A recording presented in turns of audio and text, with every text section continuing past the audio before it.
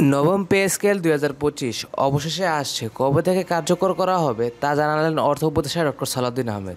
বর্তমান বাজার মূল্যের সঙ্গে সঙ্গতি রেখে জীবনযাত্রার ব্যয় বৃদ্ধির বিষয় বিবেচনা করে বিদ্যমান ভাতাদি পুনর্নির্ধারণ ও সামরিক আধা সামরিক বাহিনীর ন্যায় ১১ থেকে ২০ গ্রেডের কর্মচারীদের রেশনিক প্রথা চালু করতে হবে। প্রজাতন্ত্রের কর্মচারীদের শতভাগ পেনশন উত্তোলনের সুযোগ সুবিধা দিতে হবে।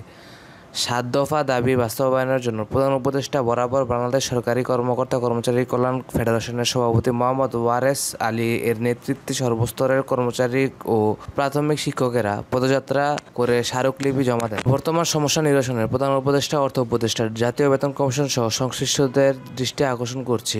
সরকারি প্রাথমিক বিদ্যালয়, দপ্তরি কাম, প্রহরী সহ বিপুল সংখ্যক আউটসোর্সিং কর্মচারী জাতীয়করণের প্রত্যাশায় মানবেতর জীবনযাপন করে। বেতন কমিশনের পাশাপাশি তাদের চাকরির জাতীয়করণের দাবি বাস্তবায়ন করা বৈষম্য নিরসনের অন্যতম কাজ। পেনশনভোগীদের ক্ষেত্রে বর্তমান অন্তর্বর্তীকালীন সরকার অনেকটা আন্তরিক বলে দৃশ্যমান।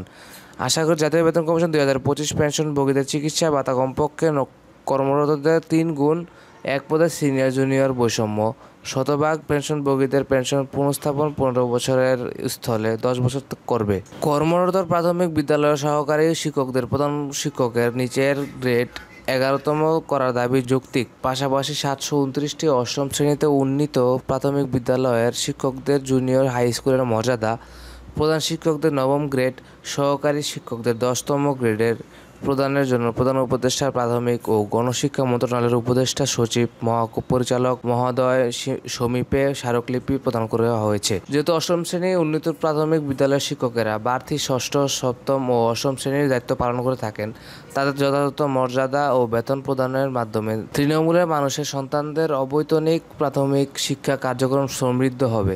শিক্ষক কর্মচারীদের যথাযথ বেতন ও মর্যাদা দেওয়ার মাধ্যমে আগামী জাতি হবে উন্নত ও সমৃদ্ধ। তো এই ছিল আজকে পে স্কেলের সর্বশেষ আপডেট। এই ভিডিওটি দেখে সরকারি কর্মকর্তা কর্মচারীরা কী ভাবছেন তা আপনাদের মূল্যবান মতামত আমাদেরকে কমেন্ট করে জানিয়ে দিবেন। আপনাদের করা প্রতিটি মতামত আমাদের কাছে খুবই মূল্যবান। তো দেখা হচ্ছে পরবর্তী পে স্কেলের লেটেস্ট আপডেট নিয়ে। ধন্যবাদ সবাইকে। আসসালামু আলাইকুম। আল্লাহ হাফেজ।